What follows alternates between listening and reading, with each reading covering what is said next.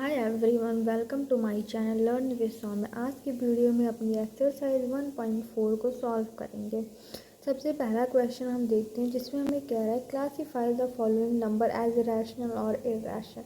मतलब हमें question given है, हमें बताना है कि इसमें से कौन सा रैशनल है और कौन इरेशनल है। सबसे पहला हम फर्स्ट क्वेश्चन देखते हैं। सबसे पहला क्वेश्चन हमारे पास 2 माइनस रूट 5, हमें बताना है कि ये रैशनल है या इरेशनल। अब अगर हम समझें तो रूट 5 जो है हमारा ये इरेशनल है, हमें पता है।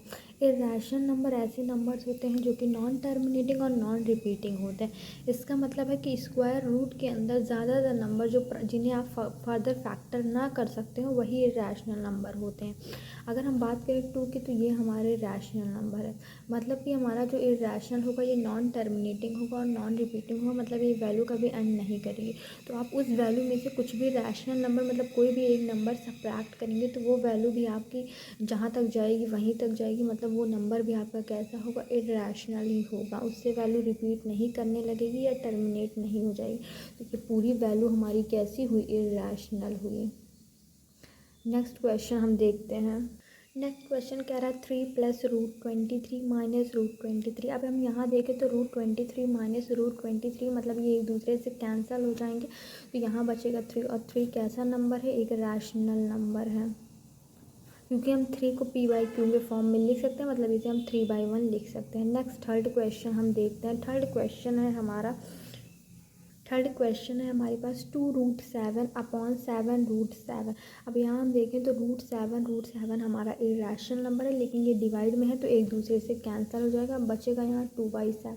अब ये पी बाई क्यू के फॉर्म में है तो ये कैसा नंबर हुआ, रैशनल नंबर हुआ। मतलब ये कैसा हुआ, रैशनल नंबर हुआ। नेक्स्ट क्वेश्चन हम देखें तो वो है हमारे पास 1/√2। √2 की बात करें तो √2 हमारा इरेशनल है, बट 1 हमारा रैशनल। और ये हमारा इरेशनल है, इसका मतलब है कि ये बार बार ये कभी भी टर्मिनेट नहीं होगा और ना ही रिपीट होगा। और अगर ये वैल्यू टर्मिनेट नहीं होगी, रिपीट नहीं होगी, तो आप उसे किसी वैल्यू से डिवाइड भी करेंगे तो वो भी इरेशनल ही आएगा। तो ये भी हमारा इरेशनल हुआ।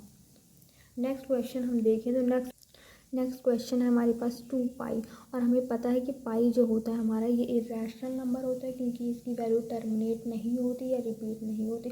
और उसमें आप किसी भी रैशनल नंबर से या किसी भी नंबर से मल्टीप्लाई करते हैं तो वो भी आपको इरेशनल नंबर ही मिलेगा, क्योंकि वो नॉन टर्मिनेटिंग और नॉन रिपीटिंग होता है। नेक्स्ट अब हम सेकेंड क्वेश्चन देखते हैं। फर्स्ट क्वेश्चन देखते हैं। क्वेश्चन में क्या कहा गया है, 3 प्लस √3 2 प्लस √2। तो हम इस क्वेश्चन में देखते हैं, हमें इसको प्रोडक्ट करना है। तो सबसे पहले हम क्या करेंगे कि 3 का मल्टीप्लिकेशन, मतलब इसे करने का रूल ही होता है कि इसे हम सबसे पहले इससे मल्टीप्लाई करेंगे, फिर इससे। अरे हम जैसे हमें दिया गया है कुछ a+b और कुछ c+d, मान लीजिए आपको दिया गया।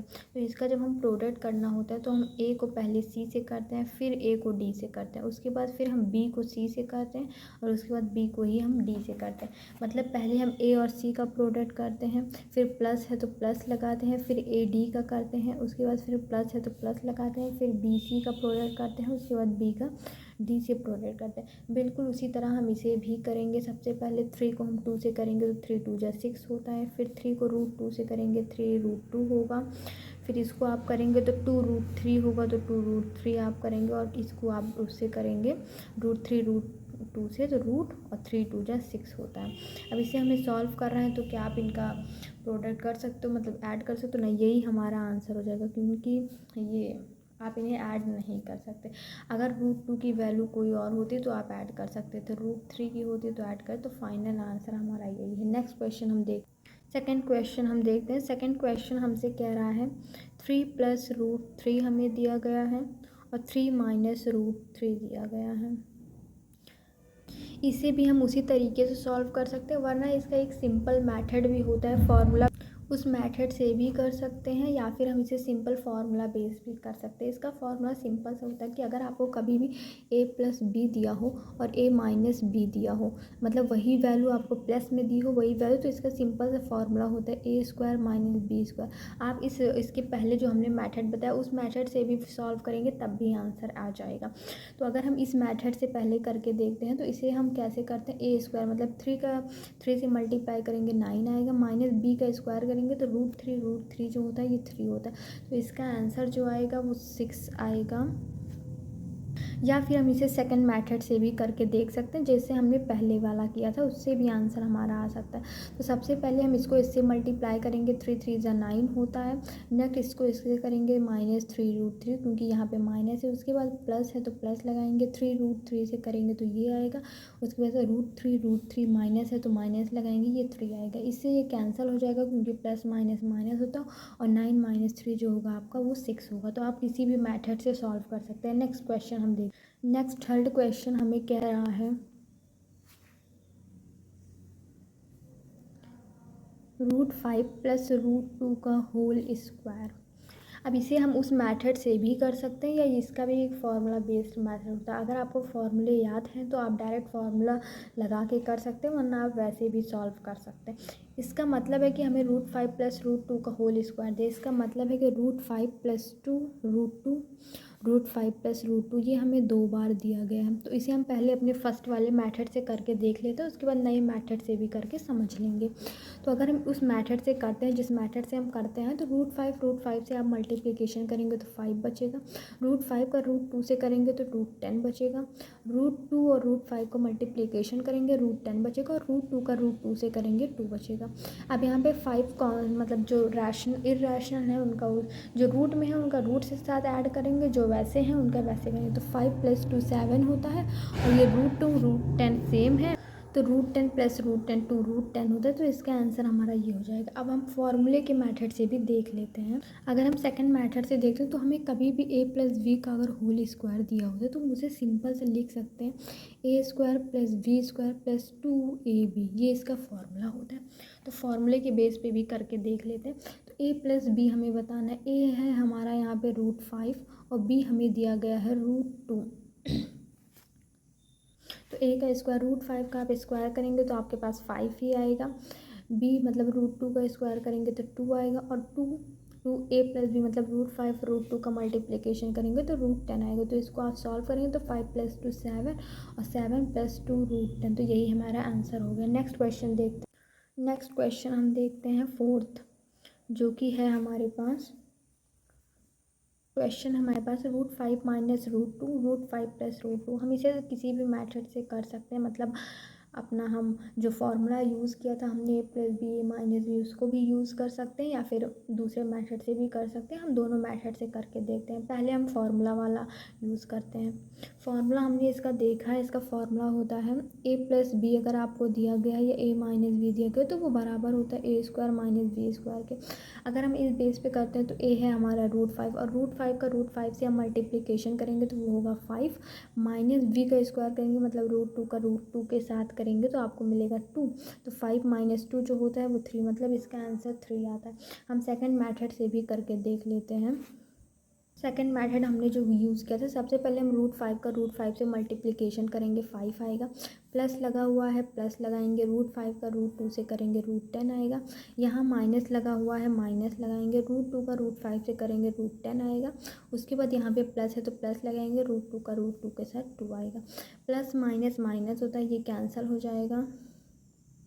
और सॉरी, यहाँ पे माइनस था तो माइनस के बाद जो भी साइन होता है वो चेंज हो जाता है, तो ये माइनस बन जाएगा, तो 5 - 2 3 हो जाएगा। तो यही हमारा आंसर हो गया। नेक्स्ट क्वेश्चन हम देख, नेक्स्ट क्वेश्चन कह रहा है हमें, question number third, rationalize the denominator. हमें रैशनलाइज करना है। सबसे पहले हम समझते हैं कि रैशनलाइज होता क्या है। डिनोमिनेटर को करने का मतलब, कभी भी आपको रैशनलाइज करना हो तो नीचे जो भी आपके डिनोमिनेटर में दिया गया होता है आप उसका कॉन्जुगेट से मल्टीप्लिकेशन करते हैं ऊपर और नीचे। कॉन्जुगेट का मतलब ही होता है कि किसी भी चीज़ का कॉन्जुगेट का मतलब होता है उसका अपोजिट। मतलब अगर आपको a + b दिया गया तो आप a - b से मल्टीप्लाई या डिवाइड जो भी करना है आप करेंगे, मतलब हमेशा आप कॉन्जुगेट वैल्यू यूज़ करते हैं।